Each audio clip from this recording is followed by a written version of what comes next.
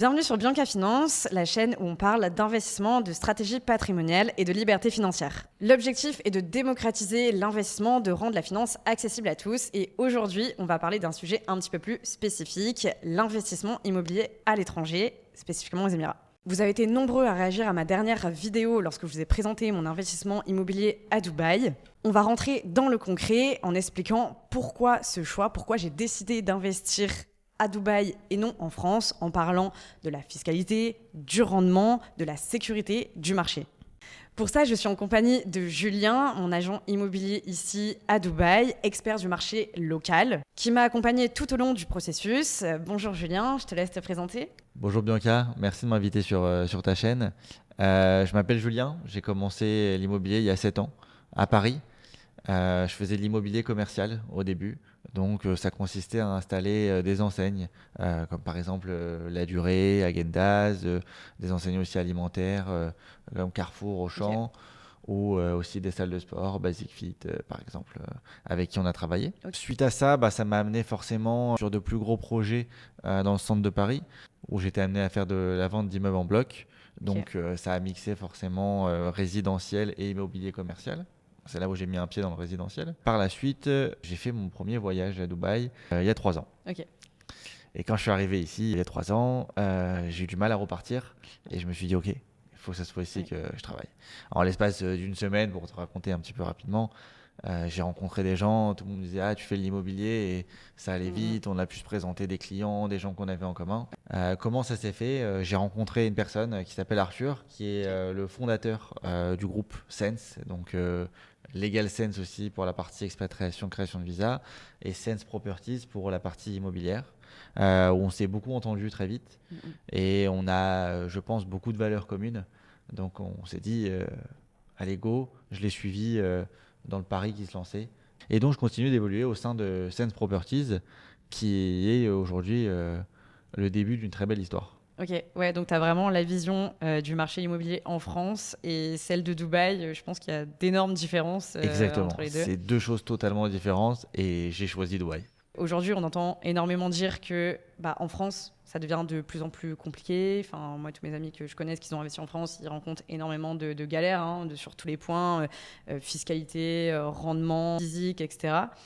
Mais du coup, pourquoi en France, on dit que c'est un peu compliqué quoi, en ce moment? En ce moment, il y a beaucoup de choses qui sont compliquées en Ouais, France, à tous les niveaux. On va dire les problèmes d'abord politiques. ouais, bien sûr, Et évidemment, après, ça découle ça sur tout le découle. reste, ça crée des tensions qui sont pas bonnes, du stress. Mm, Et on va évidemment avoir un problème pour les investisseurs, avant tout de fiscalité énorme. mm, mm. Et aujourd'hui, étape par étape, ça met des barrières à l'entrée pour investir sur l'immobilier en France. Ouais, donc c'est vrai que le contexte en France n'aide pas non plus le marché immobilier, mais là aussi, même pour les investisseurs, quand moi je vois même tous mes amis qui ont un CDI, une bonne situation, quand ils vont voir leur banque pour avoir un dossier de l'immobilier locatif, c'est compliqué quoi. Exactement. En fait, c'est tout le problème qui en découle. C'est qu'aujourd'hui, l'accessibilité en France à l'immobilier devient très compliquée.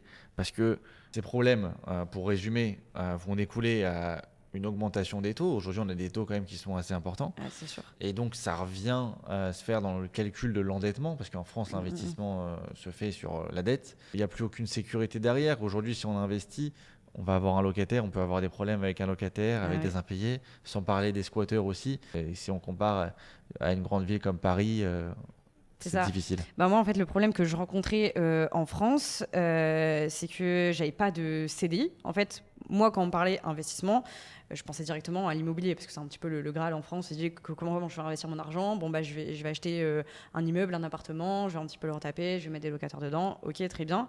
Du coup, pour ça, il faut aller voir la banque, demander un prêt. Donc, c'était mon plan. Franchement, j'avais un bon apport, j'avais mon livret A de rempli. Je vais voir la banque et il me disait, désolée Bianca, mais tu es en alternance, voilà, tu n'as pas le statut de CDI. Donc aujourd'hui, c'est impossible pour nous de te prêter. Et moi, je me suis retrouvée un peu frustrée de ça finalement, parce que je suis quelqu'un qui gère extrêmement bien mon argent. En fait, je me faisais aucun souci pour pouvoir rembourser la banque tous les mois, mais malheureusement, je ne rentrais pas en fait dans ce cadre-là. C'est pour ça que j'ai commencé aussi à chercher d'autres alternatives. Donc j'ai regardé un petit peu ce qui se faisait à l'étranger. Et c'est là où, à l'époque, on parlait beaucoup de Dubaï. Je me suis renseignée un petit peu sur ce modèle-là et je me suis dit, OK, ça peut être effectivement une alternative. En fait, c'est ça, c'est vraiment ça. C'est qu'en France, c'est ce que tu as dit, il faut un CDI pour les banques. Sinon, c'est très compliqué, même quand on est entrepreneur, qu'on arrive à avoir un petit peu d'argent de côté. Et c'est pour ça aussi, moi, ce qui m'a amené à Dubaï, c'est que le schéma ici, il est beaucoup plus simple. Ça fonctionne, toi et ta responsabilité. C'est ça. Tu achètes sur plan, tu as un plan de paiement. Si tu es capable d'y aller, on va pas venir contrôler tes documents, ce que tu gagnes, si tu vas t'en sortir.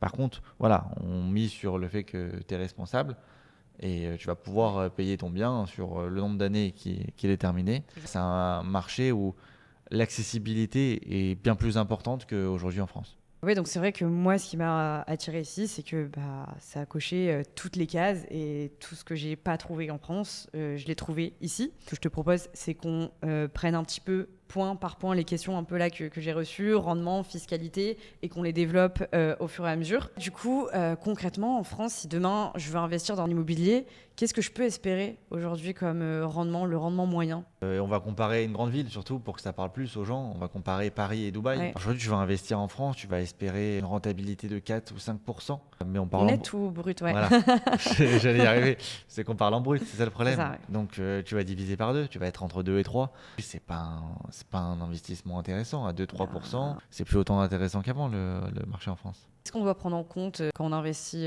en France? Beaucoup de choses. Évidemment, il y a les frais de notaire. Derrière, tu vas avoir un nombre de taxes folles. Tu vas avoir la taxe foncière. Ouais. Et en fait, tu vas avoir des impôts aussi sur tes revenus locatifs. Pour l'IFI, l'impôt sur la fortune immobilière. Je pense que j'en oublie le nombre de taxes que tu as derrière tout ça. Bon, derrière, évidemment, tu as la banque à rembourser, les assurances de la banque, etc. Bon, il ne te reste pas grand-chose. Là où, du coup, à Dubaï... À Dubaï, déjà, tu n'as pas du tout d'impôt. Ce qui va faire que, de facto, tu vas avoir une meilleure rentabilité. Après, si tu es investisseuse étrangère, on va dire française, l'impôt que tu peux avoir, ça aussi, il faut faire attention, il faut le dire, ça va être l'impôt sur la plus-value. Okay. Si tu es résidente fiscale française, tu achètes, tu revends, tu vas être assujetti au même impôt sur la plus-value qu'en France. À part ça, quand tu es ici, tu investis. Pourquoi on a des rentabilités plus intéressantes? Parce que c'est un marché qui est beaucoup plus dynamique. Quand on sera en 2040, pourquoi je parle de 2040? Parce qu'il y a un plan de développement de Dubaï 2040 dont on entend beaucoup parler. On sera sur un marché plus mature déjà. Le marché continuera d'augmenter, mais on n'aura pas les mêmes évolutions année après année. C'est ça, au plus on arrive tard sur le marché, au moins il y aura de bonnes affaires et de bonnes opportunités finalement. Exactement. Ça s'applique à tout, c'est pas seulement le marché immobilier à Dubaï, c'est comme partout, c'est juste une question de logique. La différence réellement entre le brut et le net, ça va être les charges de copropriété. Parce que d'après ce que j'ai compris, les charges de copropriété sont calculées en fonction de la surface du mètre carré que tu as acheté. Ouais. Donc, ça c'est pareil qu'en France. C'est les tantièmes en France. C'est ça. Mais grosso modo, ça représente à peu près 35 euros par mètre carré par an. Légèrement plus élevé que les charges de copropriété en France. Notamment, je compare à une grande ville comme Paris. Ouais. Par contre, ici, avec ça, tu vas avoir ce qu'ici appelé les amenities, les commodités. Donc tu vas avoir des terrains de paddle, des barbecues, piscine, sauna, même salle de sport dans ton immeuble. Évidemment, tu as un concierge, tu as de la maintenance toujours, il se passe quoi que ce soit dans ton appartement, il y a quelqu'un qui vient. Et, tu vas avoir quelque chose, oui, avec les dernières technologies, les derniers matériaux. Ça va être très design, moderne. Et tu as des rentabilités beaucoup plus importantes. En ce moment, voilà, on sait que quand tu achètes, tu peux avoir entre 8 et 12% en rentabilité locative. On peut aussi parler du processus d'achat immobilier en France. On voit que c'est très long, beaucoup de procédures administratives. Déjà, on va dire qu'une vente classique en France d'un bien immobilier, il faut à partir du moment où on met le bien à vendre, les premières visites, on se met d'accord sur un prix entre vendeur et acquéreur. Il faut que les notaires, généralement, ils prennent toujours un petit peu de temps. Ils se mettent aussi d'accord qu'ils fassent leur papier. On en a un minimum pour un mois. J'ai une promesse de vente. Ouais. Il faut qu'elle n'ait pas de conditions suspensives pour qu'il n'y ait pas des choses à réaliser. Toujours Donc plus. on va partir dans le meilleur des cas. Après, tu dois purger un droit de préemption de la ville. Donc tu as 2 mois à attendre. Et généralement derrière, vu qu'il y a quand même toujours un financement, c'est 3 mois entre la promesse et l'acte authentique. Donc déjà, tu as 4 mois dans le meilleur des mondes. À Dubaï, c'est instantané. Demain, tu veux acheter, tu as l'argent sur le compte, je te donne le RIB du promoteur. Et t'es hop, propriétaire. c'est fait. Ouais, c'est fou. Ça y est, on lance le process, c'est comme ça. Ouais. Enfin, moi, le jour du coup où j'étais chez le promoteur, je dis ok, c'est bon, on prend cette unité. Bah, je fais le virement, je donne le passeport et bah, c'est bon, c'était fait en fait. Mais c'est ça. On peut vraiment développer des choses qu'on ne peut pas faire aujourd'hui en France. Ouais, c'est ça. En fait, c'est beaucoup plus simple et franchement, c'était pas du tout stressant. Tout peut se faire aussi à distance. Je sais pas si demain je suis en France, je dis bah par contre, je peux pas me déplacer à Dubaï. Ok, j'ai envie d'investir à Dubaï, mais pour X ou Y raison, je peux pas venir, machin. Mais je veux cette unité. Ou comment ça se passe Aujourd'hui, il faut savoir que nous, à peu près 80% de nos clients, ils investissent à distance. Okay. Donc, on a l'habitude, on sait faire. Ouais. L'important, c'est de bien s'entourer. Et nous, ce qu'on propose aussi, ça va être un accompagnement 100% clé en main. On va sélectionner tous les points qui sont primordiaux pour nous. Donc, quand je dis ça, c'est les 3 critères de localisation. Le quartier, bien sûr. Le promoteur et le projet dans le quartier. Ouais. Et l'unité dans le projet, pour qu'évidemment, elles soient bien situées, parce que sur le nombre d'unités qu'on a, on peut avoir une unité qui a une vue avec un vis-à-vis ou un bas étage. Que même l'unité en elle-même dans l'immeuble est aussi super important. Parce que ça, je pense qu'il y a beaucoup de personnes qui... Enfin, même moi, j'étais pas forcément au courant quand on m'a dit « Ah, cette unité-là est bien comparée à celle-là », je suis en mode « Ah, ça change vraiment l'unité ». Bah, ça change parce que nous, on a les outils où évidemment on peut se rapprocher du cadastre, donc voir si en face on va avoir quelque chose qui va se construire. Si c'est déjà construit, tu peux ne pas forcément le savoir, parce que dans une brochure, généralement, on montre, c'est pas nous qui montrons, hein, c'est les promoteurs, ils montrent leur bien, leur immeuble, mais on ne montre pas ce qu'il y a à gauche, à droite. Et du coup, tout à l'heure, tu parlais aussi de l'accessibilité, sur notamment le plan de financement. Comment je finance mon bien en France vs comment je finance mon bien à Dubaï? Comment ça se passe? En France, quand tu investis, donc tu as tous ces critères qu'il faut valider pour pouvoir investir. Donc très souvent, être en CDI.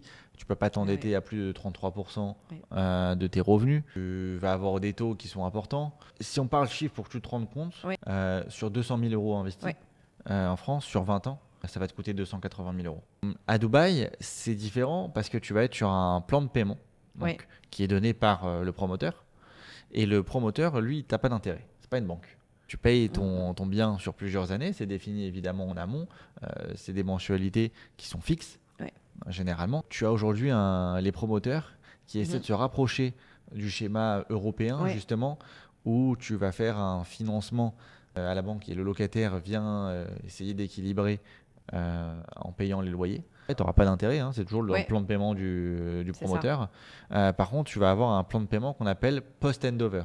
Donc, tu continues de le payer après la remise des clés. Ouais, donc ça se rapproche un peu du schéma européen où le locataire vient financer une partie de ton bien. Exactement, il vient faire la balance à la fin. Le plan de paiement à Dubaï, la moyenne, c'est du 60-40, 65-35. Et tu vas payer 60% de la valeur de ton bien. Et les 40% restants, c'est ton locataire qui va te les payer. Ce que je voulais faire, mon projet, c'était d'investir à plusieurs. Parce que je sais que j'ai pas mal aussi d'amis qui font ça à Dubaï, qui se mettent à plusieurs sur un projet. Donc ça, c'est possible. C'est possible. Nous, on le fait aussi. Souvent, on a des gens qui veulent investir à plusieurs. Parfois, c'est en famille, parfois simplement des associés ou des amis. C'est un petit peu aussi la facilité et la chance qu'on a, c'est que nous, dans notre groupe en interne, donc on va avoir la société mère, c'est LegalSense. Tout son nom s'occupe plutôt du côté juridique légal, pouvoir faire des contrats en fonction des parts, si c'est à part égale ou part inégale sur l'acquisition.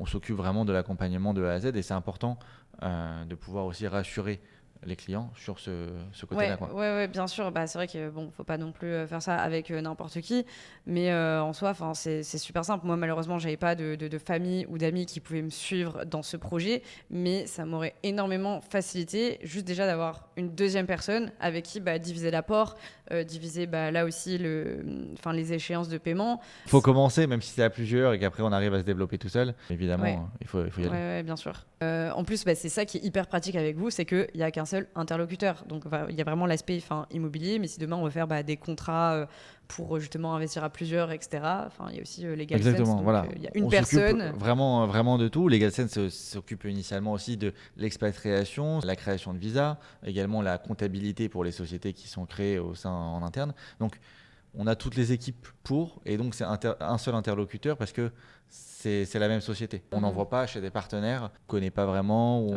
on ne maîtrise pas la chaîne de A à Z. Et moi aussi, un des points qui m'a vraiment poussé à aller voir ailleurs dans l'immobilier, bah, c'est un peu la sécurité, enfin la gestion d'immobilier en France, le fait que bah, les propriétaires ne soient pas protégés. Le vrai problème qu'il y a en France, c'est la sécurité, évidemment l'investissement, mais c'est la sécurité globale. Et en fait, tu vas retrouver tout l'opposé à Dubaï. Et par exemple, quand tu loues un bien, généralement, tu payes un an de loyer d'avance. Ouais, D'accord?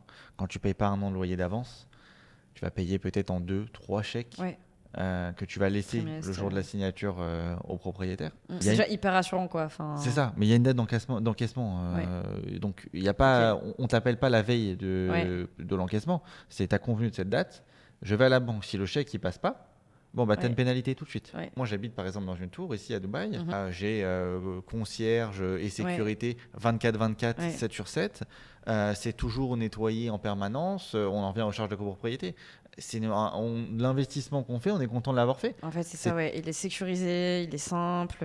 Après, moi, quand j'ai annoncé à mes amis que j'avais investi à Dubaï, ils m'ont dit direct ah, mais c'est une arnaque, mais Dubaï, enfin voilà, c'est des arnaques, le promoteur, il va repartir avec l'argent.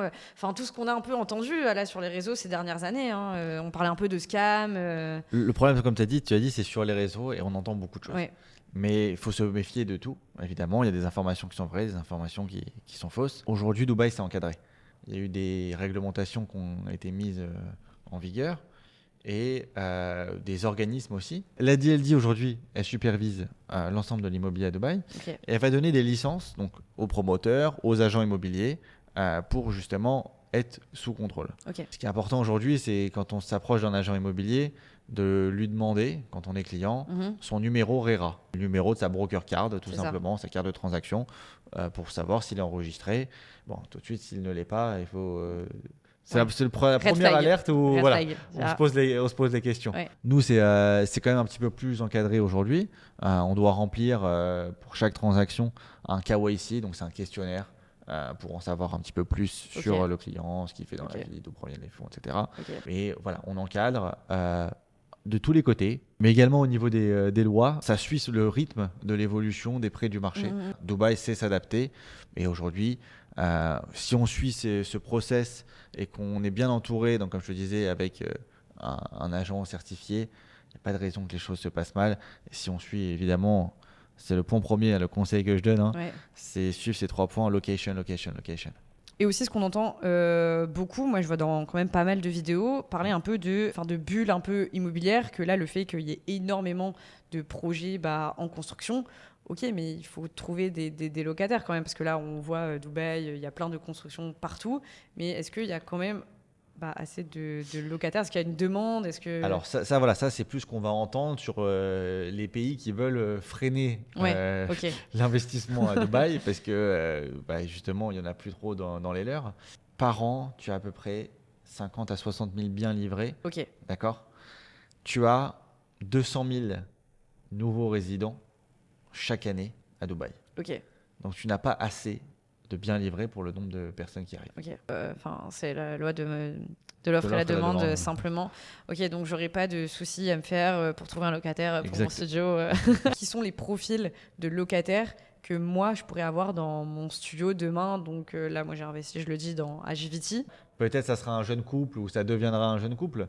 Ça reste un studio, donc c'est pour ça que je pense à ces profils. Évidemment, les personnes qui pourront payer le prix de ton loyer, Ouais. donc dans ces alentours de ce que tu payes aujourd'hui, qui est ta Ouais. mensualité de à Ok. peu près 1 600 € par mois. On entend là un peu sur les réseaux la bulle immobilière à Dubaï. Vous allez voir, le marché va s'effondrer et tout. Enfin, c'est du bullshit quoi. Complet. Ouais. C'est, comme je te disais tout à l'heure, on a un plan de développement qui a été mis en place, le plan développement 2040, où tu vas avoir donc réellement 5 quartiers urbains qui sont divisés. Ce plan-là consiste à amener 60% de verdure à Dubaï. Ça pourrait être difficile d'y croire, mais 60% de la ville de Dubaï sera verte. Ouais. On va avoir des moyens de transport pour que le but, c'est que chaque résident soit à maximum 800 mètres d'une station de métro. Ok. D'accord. Ok. Donc, ça va vraiment se développer de façon à ce que la ville soit hyper opérationnelle. Il y aura des pistes cyclables, Clairement. il y aura des zones piétonnes. Tout est prévu pour atteindre, ils disent à peu près 5 millions 8, 6 millions d'habitants en 2040 de résidents, hein, sans compter Ouais. les touristes. Donc derrière ça, il faut faire continuer Ouais, à faire ouais. marcher la ville pour les accueillir d'ici 2040. Ouais, non, mais moi je pense que les gens qui disent ça, c'est qu'ils sont jamais venus à Dubaï, parce que je pense que quand tu le vois de tes propres yeux, tu te dis mais oui, enfin c'est vraiment une ville futuriste, ils mettent tout en place, enfin il y a des vrais investissements qui sont faits au niveau du gouvernement, donc franchement je vous invite à venir voir de vous-même et vous verrez tout simplement. Et effectivement, le piège par contre c'est que vous revenez pas en France quoi. Moi, ce que je dis toujours à ceux qui viennent pour la première fois ici, je leur dis, à Dubaï, une fois que vous venez, vous êtes obligé de revenir. Du coup, le but de cette vidéo, c'était pas de dire qu'il faut tous forcément aller investir à Dubaï du jour au lendemain. Surtout, prenez votre temps, faites comme moi. J'ai fait énormément de recherches, je me suis bien renseignée avant. Faites votre plan. Le but, c'était vraiment de comprendre qu'il existe d'autres modèles. Moi, j'ai vraiment pris mon cas. Ok, la France, ça me correspondait pas pour toutes les raisons qu'on a listées juste avant. Donc, si investir dans l'immobilier à Dubaï vous intéresse et que vous avez des questions, je vous mets le lien de contact de Julien en description. N'hésitez pas à le solliciter. Merci Julien pour ton temps, c'était un plaisir de te recevoir sur cette chaîne. De toute façon, on se voit demain. Demain, on va sur la visite de chantier. Je vous mettrai aussi des vidéos pour vous montrer concrètement à quoi ça ressemble chez le promoteur. Je vous partagerai aussi mon expérience. Exactement, demain, on va aller sur le chantier du bien que tu as acheté, du projet que tu as acheté. Je tiens à te remercier de m'avoir invité sur ta chaîne. Pouvoir partager ces informations, c'est important de parler tant en termes de chiffres que en termes de réalité de marché à Dubaï. J'ai l'expérience aussi du marché en France, de l'immobilier parisien. Donc, de pouvoir donner ces informations à des gens qui s'intéressent aujourd'hui et de leur dire la vérité sur des choses qu'on peut entendre et qui ne sont pas forcément une réalité. Bien sûr. Voilà, de pouvoir les éclairer. Merci pour ton temps et de m'avoir donné cette occasion de le faire.